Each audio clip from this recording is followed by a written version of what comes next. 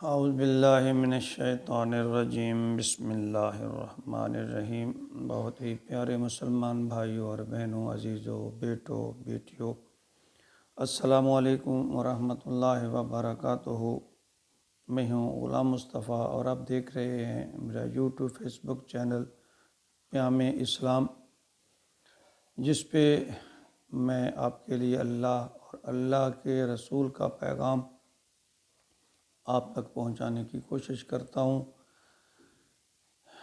درس قرآن کے سلسلہ میں آج ہمارا موضوع ہے سورۃ البقرہ کی آیت نمبر 74۔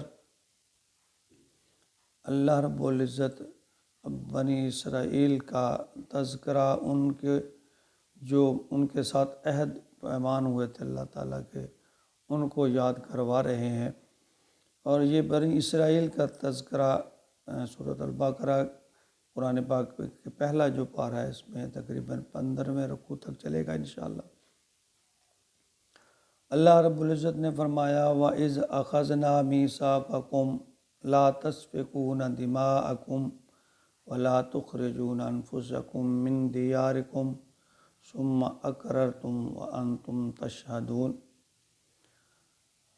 وَإِذْ أَخَذْنَا مِيثَاقَكُمْ، اور جب ہم نے تم سے یہ بھی عہد لیا تھا، لا تسفکون، کہ تم، دماءکم، کہ تم اپنا خون نہیں بہاؤ گے، یعنی تم آپس میں لڑائی جھگڑا نہیں کرو گے، جنگ و جدال نہیں کرو گے، خون ریزی نہیں کرو گے، مگر یعنی تم ایک وحدت کی طرح ایک قوم بن کر رہو گے۔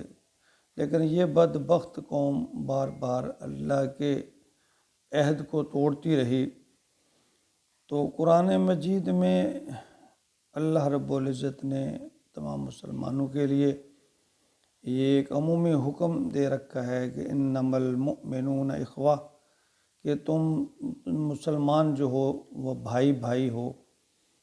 اور یہاں مسلمان سے مراد ہر وہ آدمی ہے جس نے اللہ رب العزت اور اس کے نبی، اپنے دور کے نبی کا جس نے کلمہ پڑھا ہے، یعنی اللہ کی وحدانیت اور اس وقت کے رسول کی شہادت دی ہے، وہ تمام لوگ مسلمان ہیں۔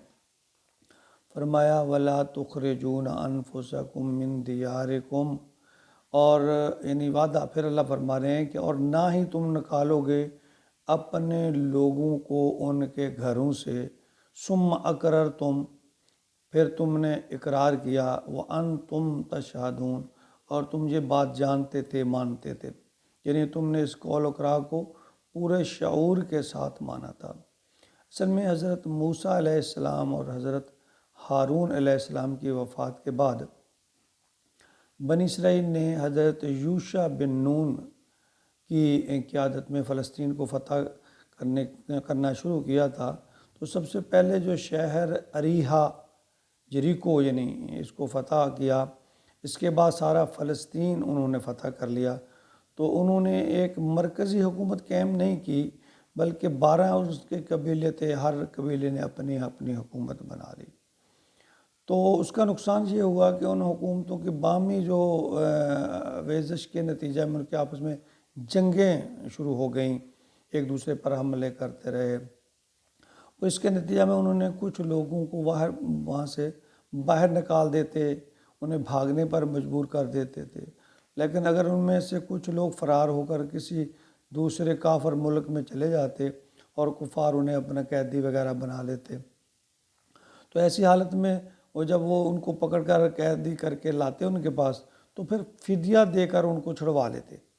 یعنی عجیب ان کی منطق تھی کہ جزوی اطاعت کا طرز عمل اپنا لیا، کہ ایک حکم تو مان لیا اور دوسرے حکم کو توڑ دیا، یعنی ایک حکم مانا اور دوسرے پر عمل نہیں کیا۔ اصل حکم تو اللہ تعالیٰ کا یہ ہے کہ تم آپس میں، اللہ کا حکم یہ تھا کہ تم آپس میں خون ریزی مت کرنا، اپنے بھائی بندوں کو ان کو گھروں سے مت نکالنا۔ اس حکم کی تو پرواہ نہیں کی، اسے توڑ دیا۔ لیکن اس وجہ سے جو اسرائیل غلام بن گئے، اسیر ہو گئے، تو ان کو پھر چھڑانے کے لیے یہ بڑے متقیانہ انداز میں ان کو یہ چھڑوا رہے ہیں کہ یہ اللہ کا حکم ہے کہ کسی اسیر کو، قیدی کو چھڑانا اور ثواب کا کام ہے، یہ شریعت کا حکم ہے۔ یعنی کچھ بات مان لی اور کچھ نہ مانی۔ اللہ فرماتے ہیں کہ میں نے تم سے یہ عہد کیا تھا کہ تم آپس میں لڑائی جھگڑے نہیں کرو گے، لیکن تم اس سے باز نہیں آئے۔ اور پھر اس پہ یہی نہیں کہ پہلے تو انہیں گھروں سے نکال دیا، قتل کیا، گھروں سے نکال دیا، اور جب وہ باہر بھاگ گئے، غیر مسلم لوگوں کے قید میں چلے گئے اور انہوں نے دکھایا یہ دیکھو تمہارے قیدی ہیں، تو پھر پیسے دے کر، معاوضہ دے کر ان کو چھڑواتے ہو۔ یعنی عجیب منطق ہے۔ اس قوم کی بدبختی کی بار بار اللہ تعالیٰ تذکرہ فرماتے ہیں، اور ہمارے لیے اس میں یہ سبق ہے کہ خبردار تم بھی، ہم نے بھی جب نبی اکرم صلی اللہ علیہ وسلم کا کلمہ پڑھ لیا تو ہم نے بھی اللہ سے یہ عہد کر لیا کہ اے اللہ ہم تیری بات اور تیرے پیارے محبوب کی بات پر عمل کریں گے، اس کو مانیں گے، تسلیم کریں گے۔ تو جب خدا نخواستہ ہم بھی اللہ تعالیٰ کے کیے ہوئے اس وعدے کی خلاف ورزی کریں گے تو اللہ فرماتے ہیں کہ جو قوم بھی میرے سے وعدہ کرے اور پھر اس کو نہ نبھائے تو اللہ کہتے ہیں پھر میری پکڑ جو ہے بڑی سخت ہے۔ اللہ تعالیٰ ہمیں اپنے حکم اور پیارے نبی صلی اللہ علیہ وسلم کے طریقہ پر چلنے کی توفیق عطا فرمائے، آمین یا رب۔